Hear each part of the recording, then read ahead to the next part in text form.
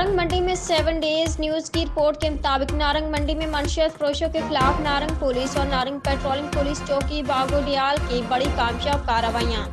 Patrolling police गांव नहरोचा पुल पर और गांव बागोडियाल स्टॉप पर नाका लगाकर खड़े थे। गांव मेहता सोजा की जानिब से एक शख्स आया जो कि पुलिस पार्टी को देखकर घबरा गया और तेजी से वापस मुड़ गया। पुलिस पार्टी ने मशकूक जानकर रोका तो उसके हाथ में मौजूद प्लास्टिक बैग में कपड़े के अंदर छुपाई हुई विलायती शराब बरामद हुई।